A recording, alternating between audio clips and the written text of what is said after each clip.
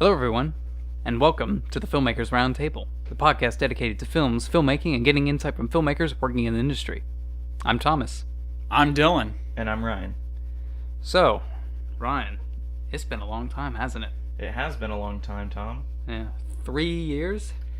Getting close to it. Yeah. So, for those who followed us before, you'll know that this is what this podcast is about. But in case you don't, well, refer to the intro I just said. So,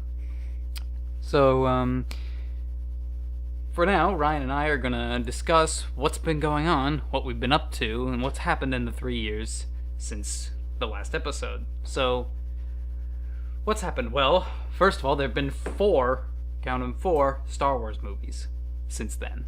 Man, I feel old. Wait, who's this? I said my name in the intro. Did you forget? Yeah, this is Dylan Listener. He's our longtime friend. Hi, He everybody. wasn't on the podcast because when we first started, he had already graduated. But now he's going to be more involved with the show now. So Definitely. I can't wait. yeah, This is Definitely gonna be excited fun. to have you on here, Dylan. yeah. Thank you, guys. It's great to be here. All right. So Ryan, what has happened since then? So, last we left off with the Filmmakers Roundtable, we were juniors in high school. Ever since, obviously, we have graduated. Yeah. It has been, like Tom said, at least 3 years. Maybe a little bit more, maybe a little less. I can't remember the exact date of the last episode. Yeah. But like Tom said, there's also been 4 Star Wars film releases. There's been a lot to go on. Yep. Everybody's gone their own kind of separate ways, but eventually we have all came back together to start making content together, start recording Definitely. more TV shows and film together. Yep. So It's going to be interesting. I guess we can talk about briefly what kind of projects have we been working on. Who wants to go first? I guess I will. So Okay. all right. Go ahead, Tom. So I talked about this before on the other podcasts and I was working on a fan film series, Star Wars Dark Force. Now since then, that series has officially it's over. So it just became too much work. It became too complicated to continue working on. And I hadn't seen enough results to justify keeping it going. So Dark Force is officially over. But now I've attempted to do last year. I tried to do another short film, which was a sort of a sequel to another short film that we did in 2014. Passion Never Stops. So It was a fun one to film. oh yeah, it was. And I had written a sequel, had it written. I think I got as far as casting and some locations, but all of a sudden I just kind of felt like I wasn't feeling it anymore. So not to say it will never happen, but for now it's on the shelf. So Never be afraid to put things on the shelf. yeah. And but now I'm working on a new short film called Awaken, and I've talked about this on my YouTube channel. But I'm really excited about it. It's sort of a psychological thriller type of film, and I'm pretty excited about it. We were hoping to be in production by now, but unfortunately, due to scheduling and things like that, and communication errors with my lead actor, it's been delayed a bit. So hopefully by September, mid to late September, we should be in production. So I guess I'll go next. Yeah. As for current projects I'm working on, I'm actually in the middle of scripting out a 15-episode live-action series based on this, inspired by this live-action series I used to watch back in the day, roughly around 2009. I've always wanted to do something like it because this series that I watched had the charm of a bunch of guys getting together and filming something in their backyard or filming something together in general, and I always liked that charm about it. And I always wanted to do something like that, but it's taken me years to come up with a good idea just to start an episode 1 script, and I'm just about done finishing that up. I'll be sending that your guys' way. As for film specifically, I've got a couple of ideas running around in my head. one I've told you about at length, Tom. Mm-hmm. Well, I've told you repeatedly. Yeah. It was essentially a 24-hour video rental store. Think night at the museum, but with a video rental store. That'd be interesting. I also kind of get a Clerks vibe from it. And that's how I described it to you. Yeah. Ferris Bueller meets Clerks. Yeah. And that always struck with me because I love Ferris Bueller. I love Clerks. Yeah. And the Night at the Museum comparison just came out of nowhere when I ran it by my father. But I need to get the script in that because I've got a general idea, but nothing concrete. Yeah. So, which Ryan, if you haven't seen Clerks, you need to. Definitely. Need to add it to It's my the list. staple of See independent it. filmmaking. It's a game changer for indie films. So it came out in early '90s. Yes, I believe so. Yeah. Kevin Smith described it as the Breakfast Club, but for poor middle class white people. Yeah, that's always the kind of thing with John Hughes movies. Yeah, I'll definitely have to look into that one. Yeah. Definitely. Add it to the list. So Did you guys... So- wait, I can't talk about that. yeah. Ryan here hasn't seen it. So Ryan. So what I've been working on is a lot different than what I've last kind of shared, at least on my channel and at least on the RoundTable. And it's definitely different than what Tom and Dylan are working on. What I've been working on is kind of my own like independent IRL content, and by IRL content I mean not so much like anything that's scripted or film in general. I've been doing a lot of film reviews on my personal channel. So recently I reviewed Ant-Man and the Wasp, and I've also done a review for Avengers Infinity War. But now I'm looking to kind of integrate that content into the RoundTable, so that way we could potentially like see a movie on release and then bring that review back here as soon as the movie's over. We talk about what we want to say in the review on the way back, come here and record our review, so that way it's not just one person weighing in on the movie, it's multiple people with multiple views on the movie. So like for instance, Ant-Man and the Wasp, I'm a diehard Marvel fan, whereas you two might not be, or might not be like as invested into the universe as I am. Since I like own multiple copies of all the movies, I see them all opening night or at least opening day. I'll see like Infinity War I saw 4 times in theaters. So I think it'd be better to have multiple people's view on things like that. So that's what I'm looking to start doing. And then it's just been kind of other side projects. So a lot of graphic design and work with a local group with Pokemon Go, which is more gaming related than film related. But I'm still making content with it. So that's kind of what I've been doing. Nice. And to what you said about recording a review after seeing a movie, Skyscraper with Dwayne "The Rock" Johnson just came out, so that could be our first movie we do. That would be a good one. And then also today, Tom's giving me a look over here. I mean, we could see it, but I don't know. I'm not holding my breath for it. I've heard really good things. Okay, well, I hope it's good, but again, honestly, I recently watched Rampage with Dwayne "The Rock" Johnson, and the beginning was great, the middle was rocky, but the ending was the best part. And honestly, I went into the movie, and in my brain, I'm like, okay, this is just going to be a big, cheesy popcorn flick with big action sequences, kind of like a Michael Bay Transformers film. But it actually wasn't that's bad. Not a good comparison for me. I hate those movies. But I hate everything those movies stand for. So instead of like a Transformers movie, maybe I wouldn't necessarily call it like a Fast and the Furious movie, but it's like, oh, there's this big CGI fight, and there's all this and that, and then there's Dwayne Johnson doing Dwayne Johnson things. I'll say Rampage has a lot more character than a Transformers movie from Michael Bay. I'll say that. Well, it's not that hard to put more character in than Michael Bay. That's very true. Yeah, but very true. Yeah, I don't have anything against The Rock, but it's like, again, it's like it just looked like Die Hard with The Rock. But you also have to think, like, The Rock, he's like 45 or 46, like he's up there. Yeah. So like, how long can he be doing movies like this?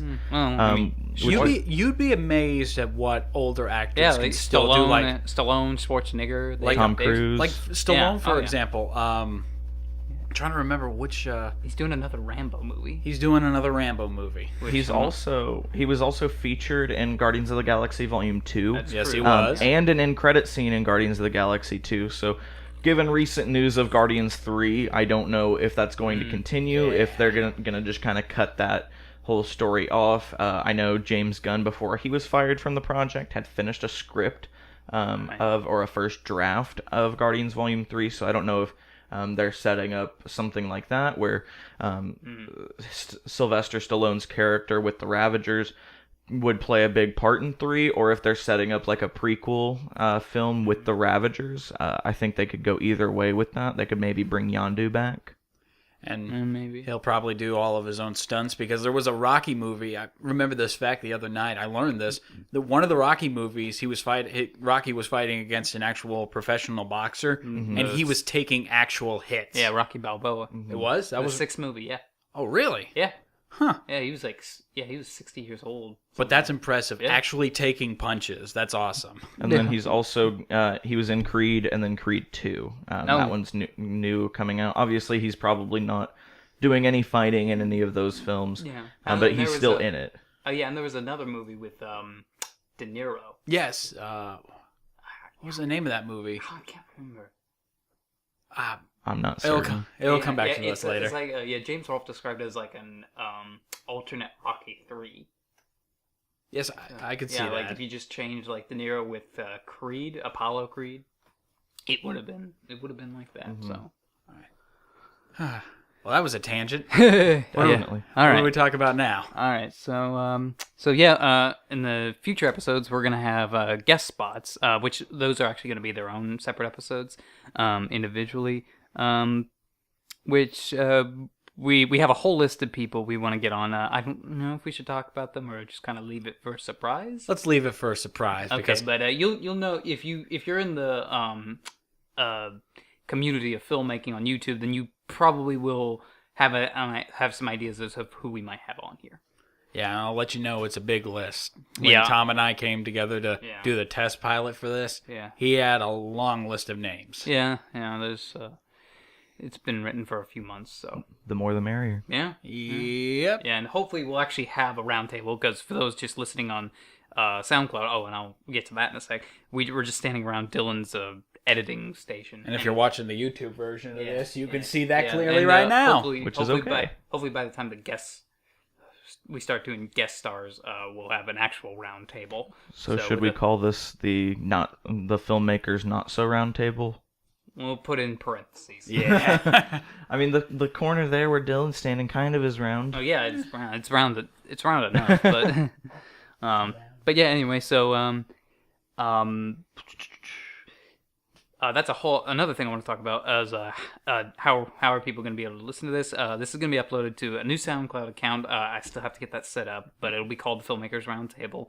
And we don't know if we're going to do another YouTube channel. We might. I think, Ryan, we might just keep it on your channel for a little while. But if we want to start another channel, we will. Because I have the Gmail account and everything, I have the name, no numbers or anything, Filmmakers Roundtable, and so yeah, it'll be on SoundCloud, and eventually we wanna try on streaming it live on Twitch, see how that goes. So have all the mistakes or whatever. So that should be fun. Or if you want behind the scenes and see things that could potentially get cut, or things that we see or do before we set up the podcast or after, that would also be streamed live on Twitch. And also, we want to try and get this on iTunes, even though it's against everything I stand for, because I absolutely hate iTunes. But whatever, you on Windows it's bad. On every other Apple platform, of course, it's decent. I've never had any issue with Windows with iTunes on Windows. It's slow as hell. It's awful. I didn't think that it was bad on Windows, and then I moved to a Mac recently, or in the last couple of years. I've switched over to Mac, and it runs like it should. Yeah. I've used iTunes on Macs before, but my God, it's awful on a PC. But anyway, yeah. And so it'll hopefully be on iTunes. We just you have to go through a whole approval process, definitely, and everything, and subscribe. But it's worth it. Yeah. Definitely. If you want to hear the voices of upcoming filmmakers or aspiring filmmakers, tune in. Yeah. And that's also another thing we want to talk about.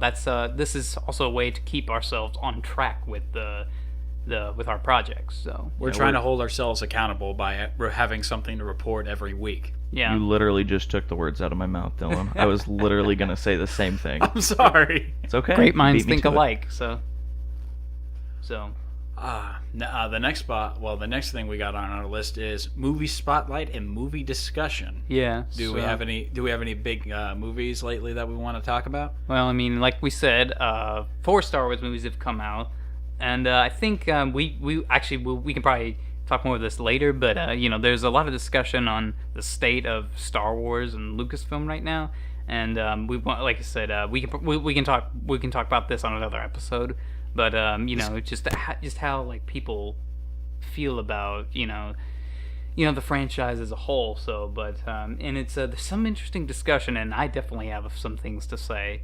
I've seen a lot of comparison online from the Star Wars franchise compared to the Marvel Cinematic Universe. Mm-hmm. I even saw like one YouTube video where the thumbnail had both Star Wars and the Marvel franchise in it, and then the title was something to the tune of "As one falls, the other rises." Oh yeah, I've seen that. I haven't watched the video. I haven't I'm watched interested that in seeing it though.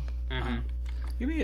I would want to check that out. Yeah, it seems kind of interesting. Yeah, I've seen that thumbnail around, but It seems like a lot of like franchises are now trying to copy the Marvel model, and I think the thing that is causing a lot of these other shared universes to not work is they're wanting to rush into it.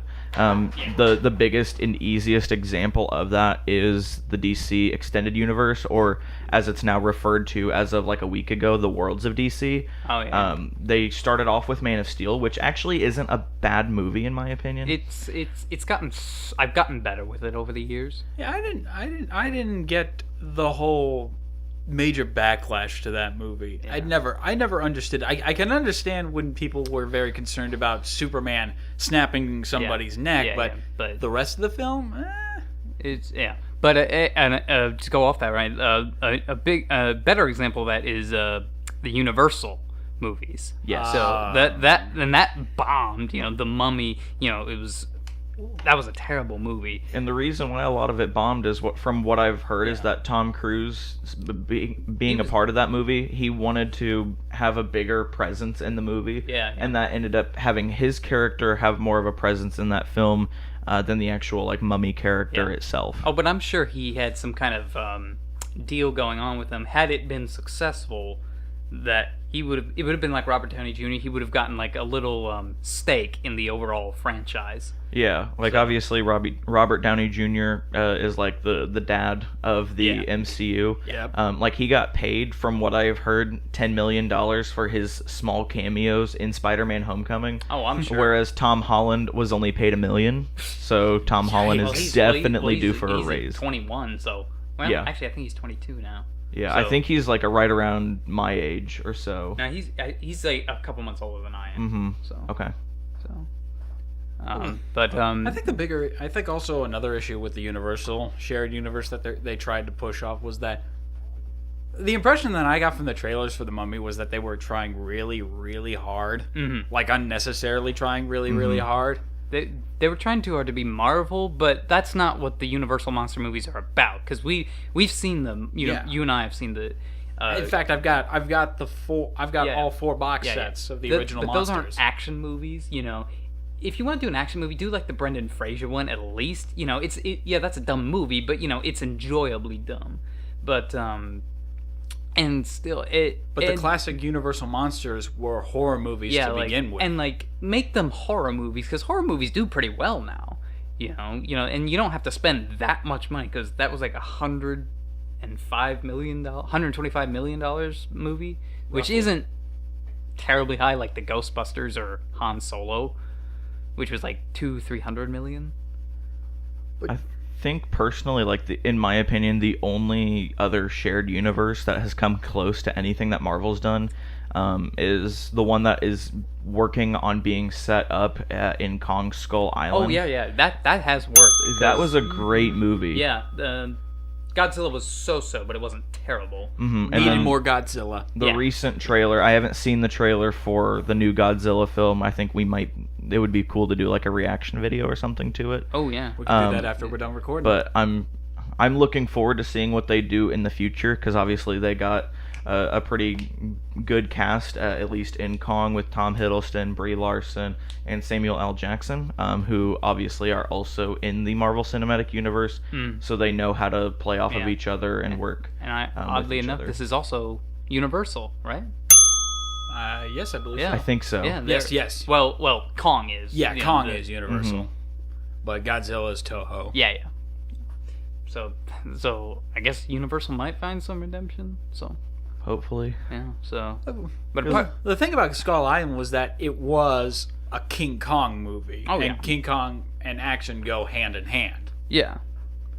I think like the one thing that we want out of all these is like, oh, I might like Marvel or I might like DC, but as a film lover, before of being a filmmaker, I just want to watch good movies. I want good movies to be out in theaters.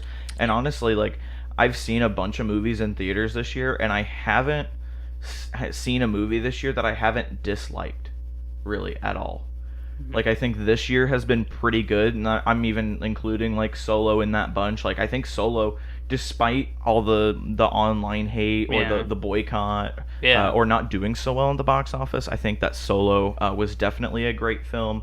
I'm still a little undecided on what my favorite movie of the year is. What that's obviously going to be between Avengers: Infinity War or A Quiet Place.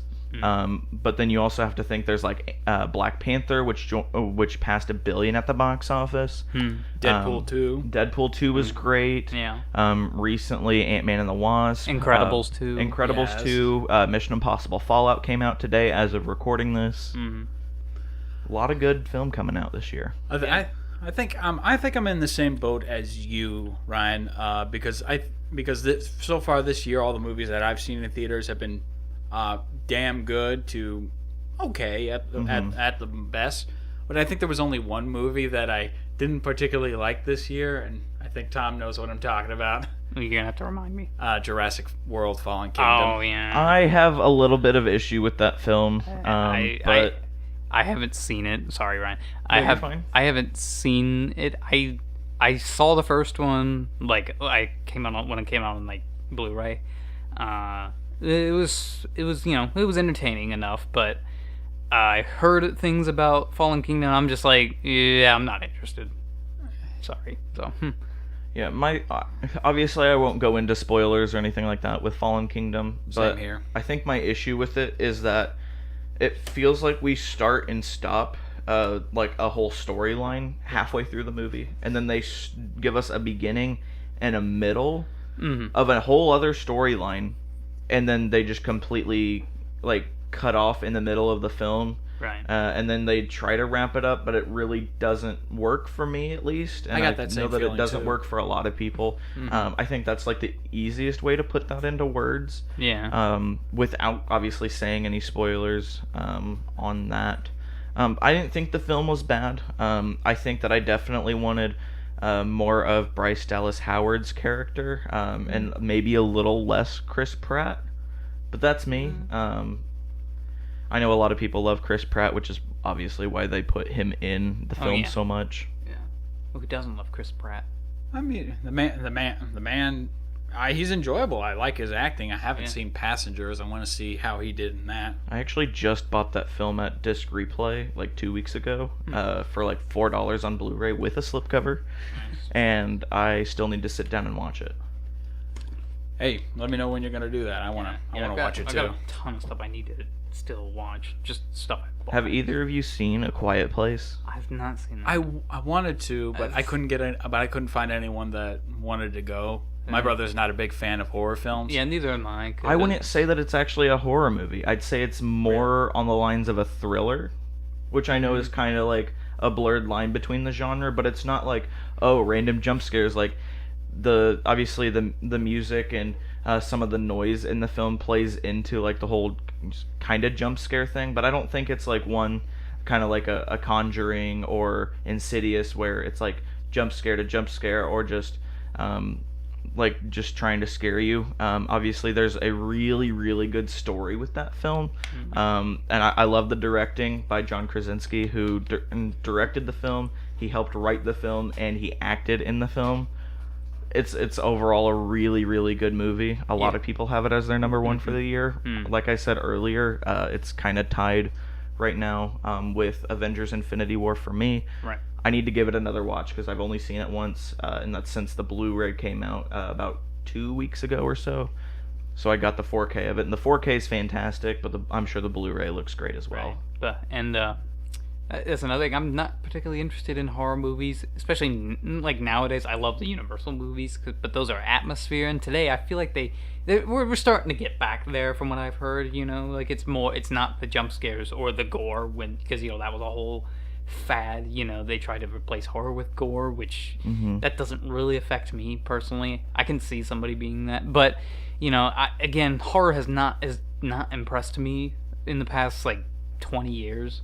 Because like the most recent horror film I've seen was Don't Breathe with Dylan, and everybody loves that movie. Everybody.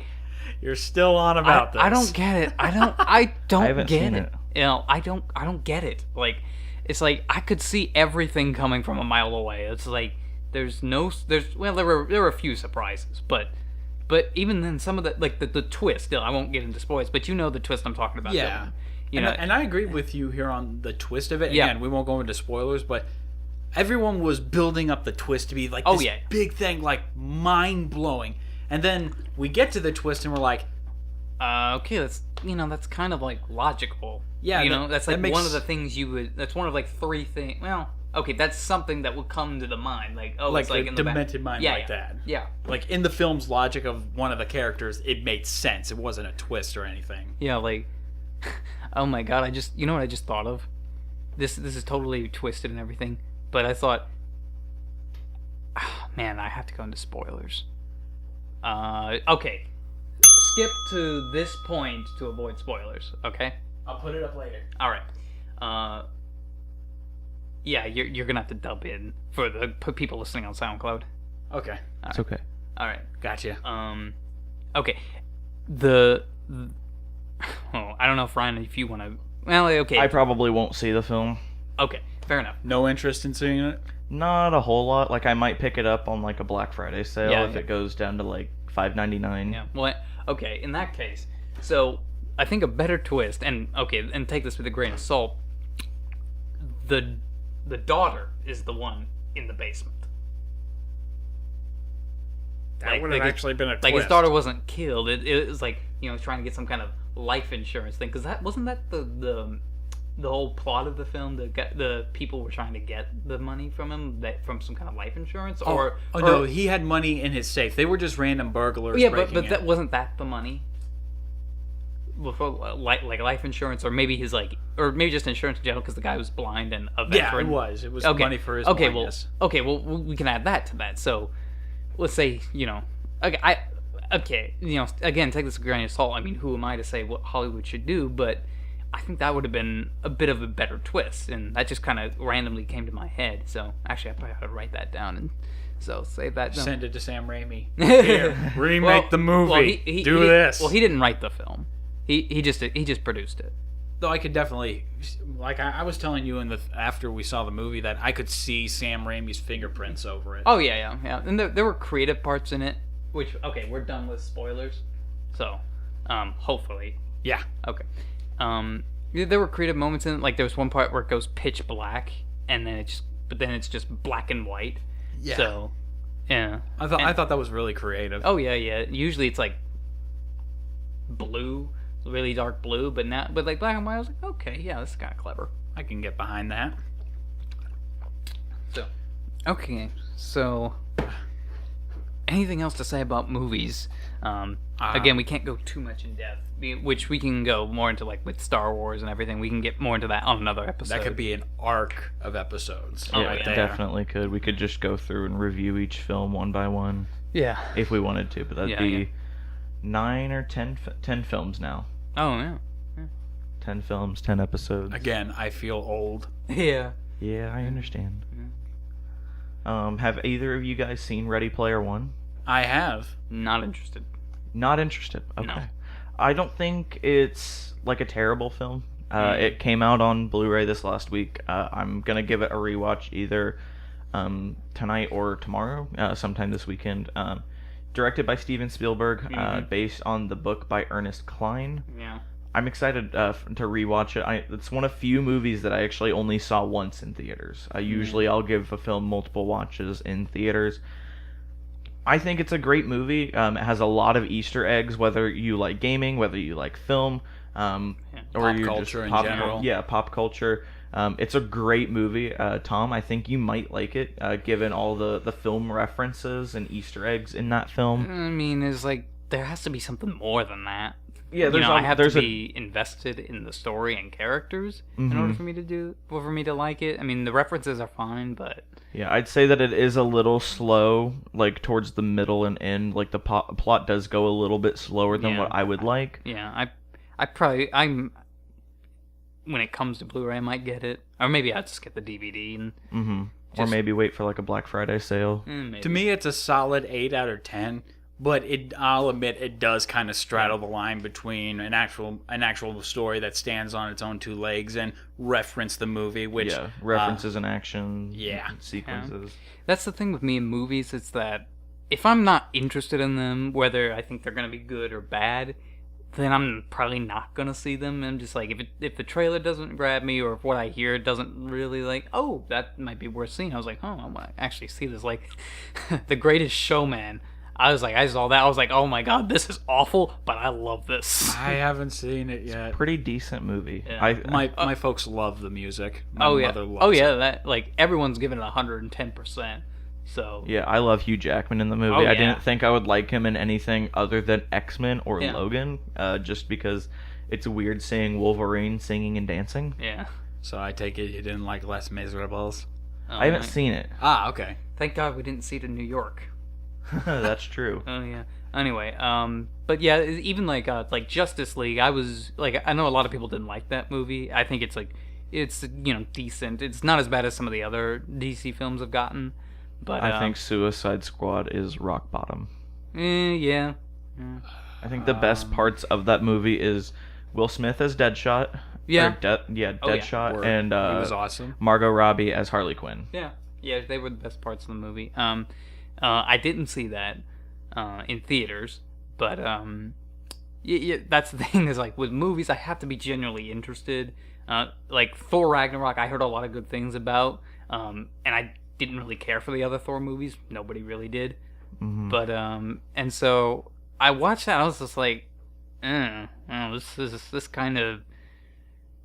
I enjoy Justice League more. I know I'm gonna get a ton of hate for that, but I remember you posting about that. Yeah, I remember you posting about that on Stardust. Yeah, I think like Thor Ragnarok, it's a great movie, but how many times can you actually like rewatch that movie? Because it plays into a lot of twists. With the character Hela, and then Odin. So there's a lot of stuff where like you easily see it coming. Yeah, after like multiple viewings, you get to fully understand the plot, and it kind of takes away the wow factor of things. Yeah, and the jokes like they play too many jokes. That's the one criticism I have of Ragnarok. I thought it was a pretty decent flick, but some of the comedic timing that they had there, either it was a bit off or inappropriate. Yeah, Banner Bruce just smashing on the ground because he failed to see Hulk. I'm just like, oh, he's not gonna be Hulk. He's not gonna be Hulk. Oh, yeah, they did it.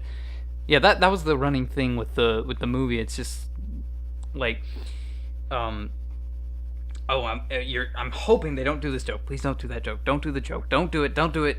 They do it. I was like, oh my god, stop. I'm not just to clear the air. I don't think it's a bad movie by any stretch. It's just there was a lot of things that I didn't like about it. So like, and you're not alone there. I went into a comic shop after seeing that movie, and the guy at the counter was like, yeah, they shouldn't have done that joke. They should have done something completely different. The one good thing I will say about Ragnarok, obviously we don't think it's a bad film. I don't think it's as nearly as bad as, let's say, like Thor: The Dark World. No. But I enjoyed that. it's just as much, if not maybe more, a Planet Hulk film than it is a Ragnarok film. Yeah. Which is kind of a part of this story arc Marvel is doing with the Hulk character and Bruce Banner, because they don't have the actual rights of a solo Hulk movie. Universal has those rights. That's right. Yeah. So they're very smart they're being very smart about integrating these different like Hulk storylines into these other Marvel movies. So with Ragnarok, you see the Planet Hulk storyline, and then obviously, if you haven't seen Infinity War, I think most people probably have, since it passed 2 billion. One of like 4 or 5 films in history to do that. So if you haven't seen it, what are you doing with your life? Yeah. But obviously, in the beginning of the film, you see that Hulk doesn't want to come out after the first initial scene. Yeah. So they're playing into another Hulk storyline, and I'm excited to see how that plays out in Avengers 4 and then eventual hopeful future films. He is hoping. Yeah.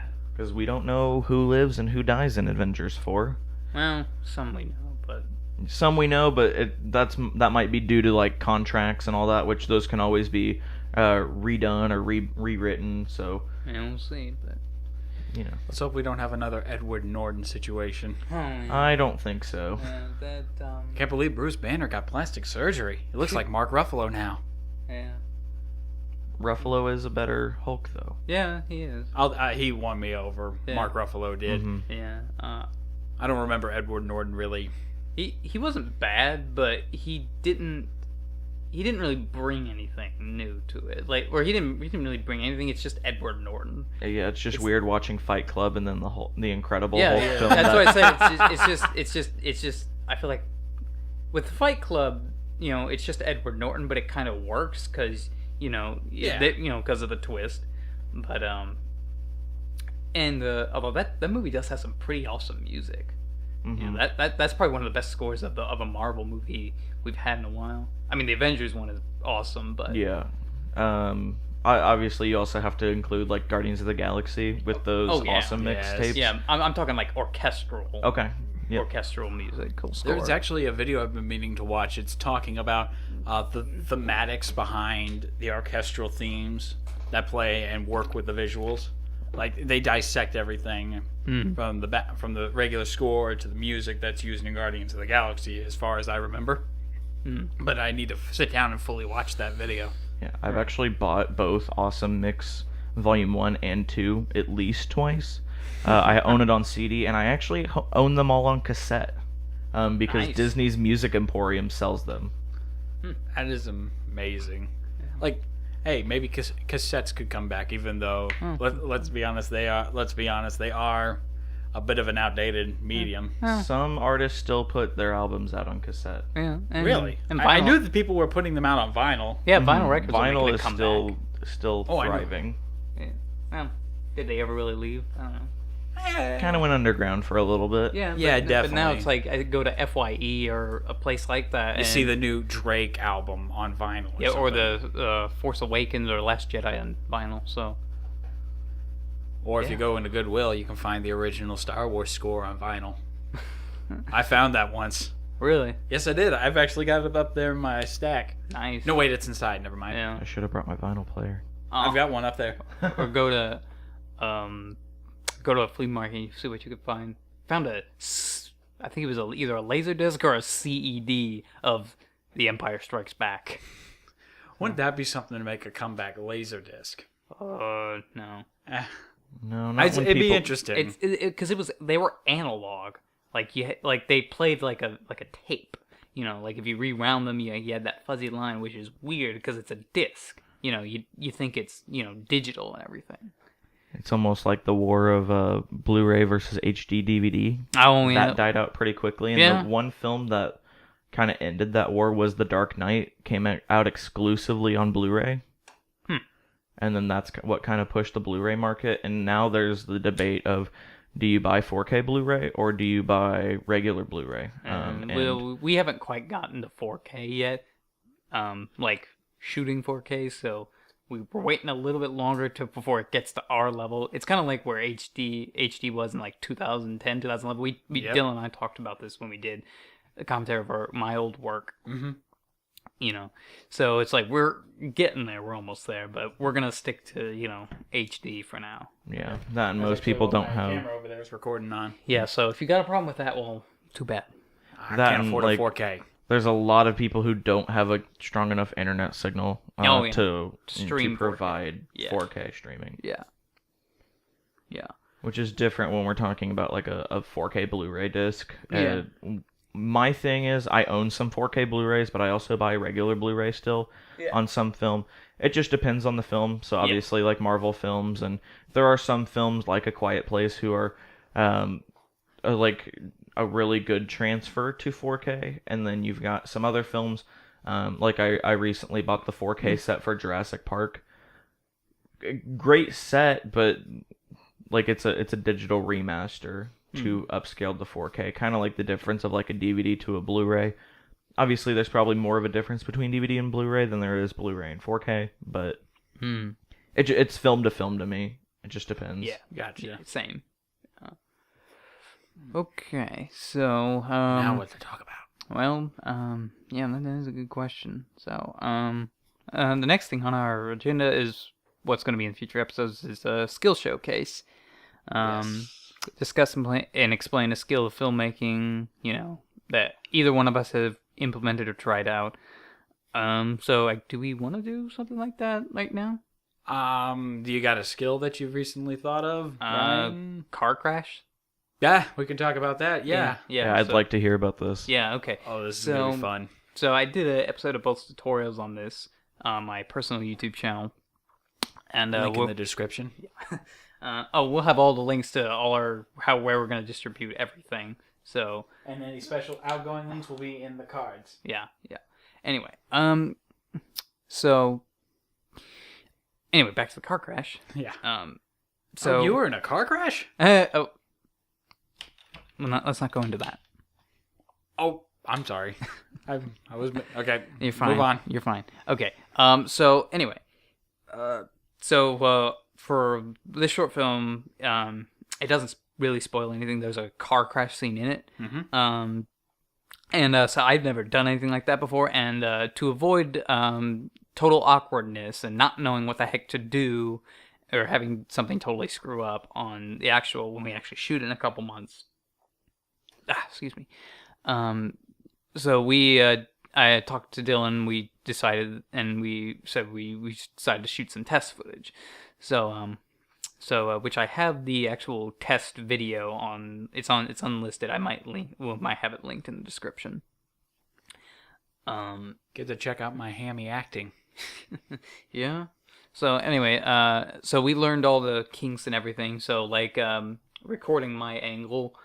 We had to put the tripod right in the middle of the center console with the gear stick and everything. So and it has this really awkward like vlog angle. It's a wide angle, really close to my face. So and everything, and with audio we just had the Tascam. Actually, I think I was just holding it. Yes, you were. So Just out of frame. yeah, because we couldn't get the boom mic to work. So. And Dylan's angle was better because I was holding it like right in front of me, the tripod. Well, you were actually able to have it on your lap in the passenger seat. Yeah.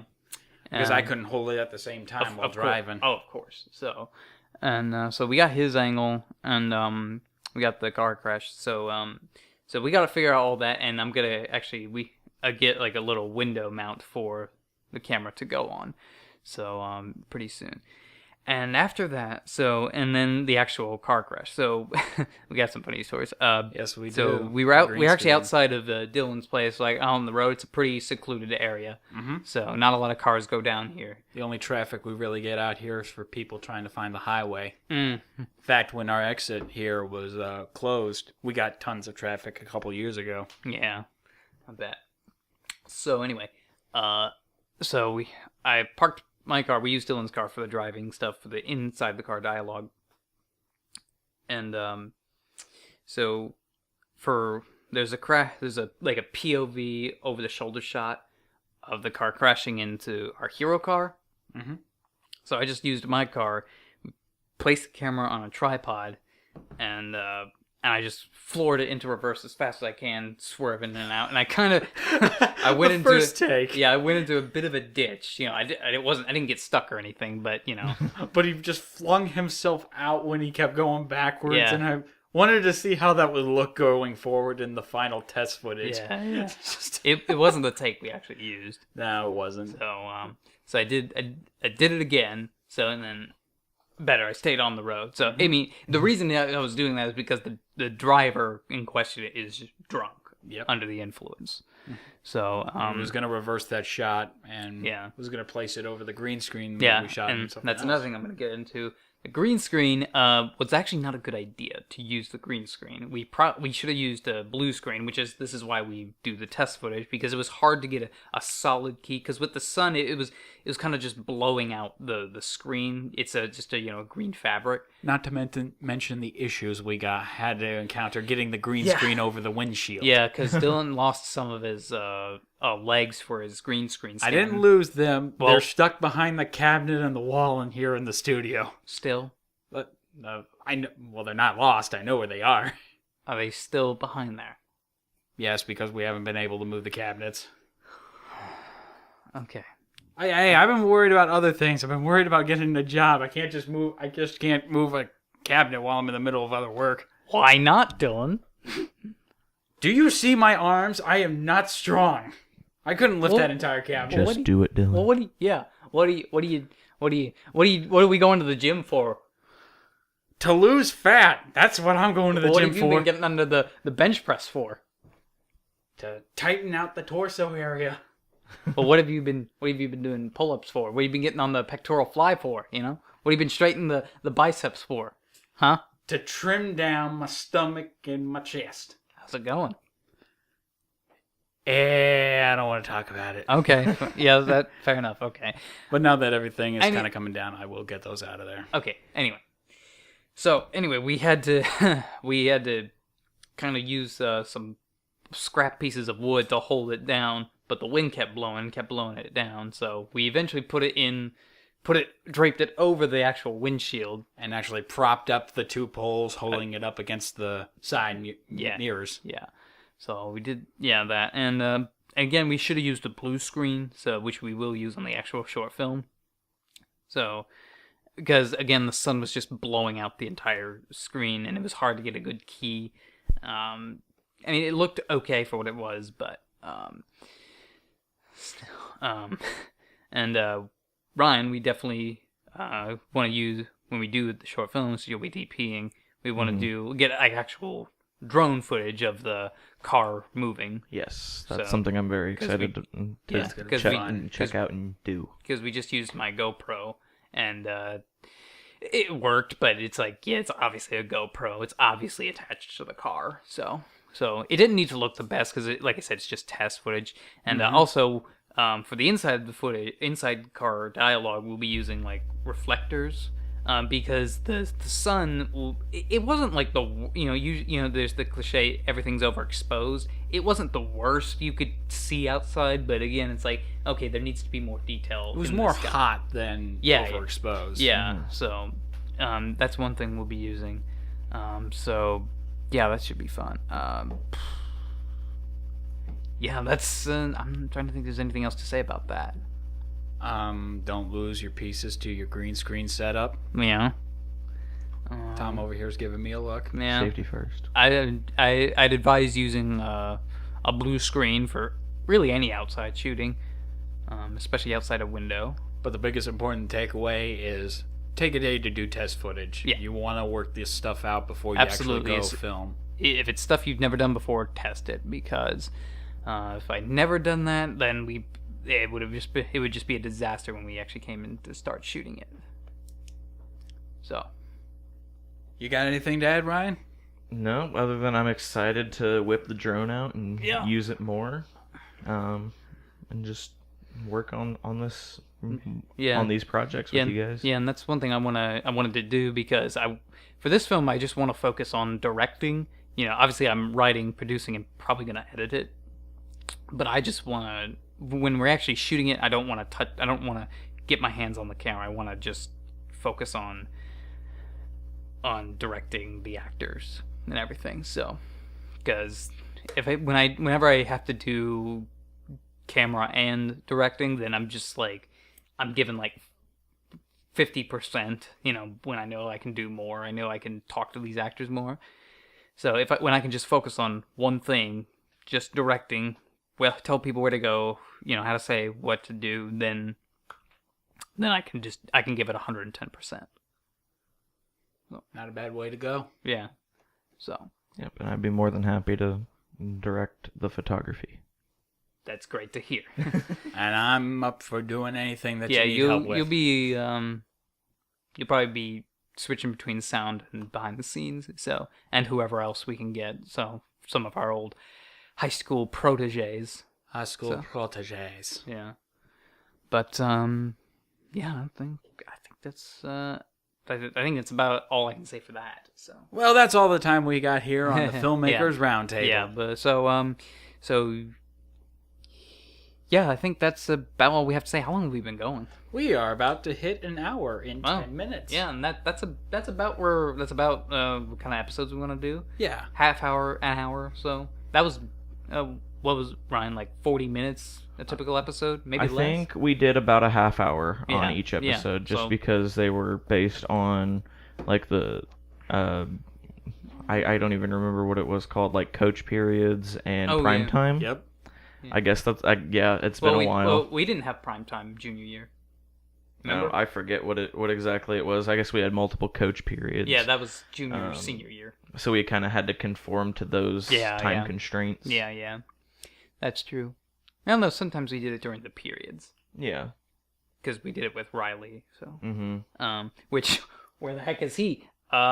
He's in Georgia, right? I think so. I think that's what he said the last time that we had spoke. He's a delivery driver, so. For who? Domino's. Yeah. So. Why is it that everybody I know has either worked for pizza? Because there's Riley working for Domino's. Schmitty worked for Papa John's, I believe. And Domino's. Might have been and Pizza Domino's? Yeah, when he moved to Colorado. That's true. Yeah, that's where he is. Well, okay, he wasn't ever on the podcast, but. Good friend, Schmidt. Yeah. Good guy from high school. Well, I don't know about good guy, but. No, I'm just kidding. I love the guy, but. Love the guy to death. Yeah. He's a character.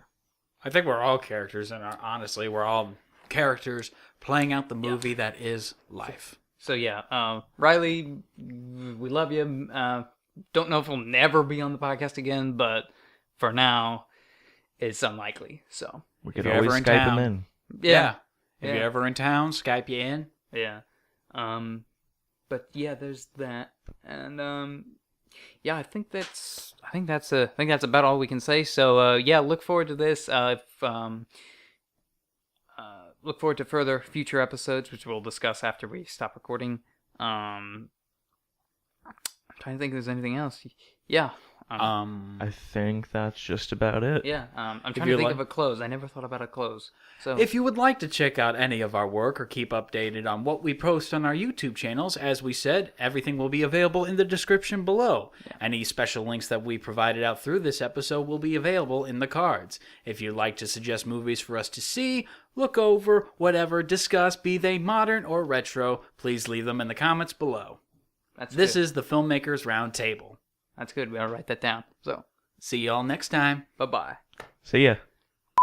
Hey guys, Thomas here. Thanks so much for listening to our first episode. Sorry we got it out later than usual on the YouTube channel.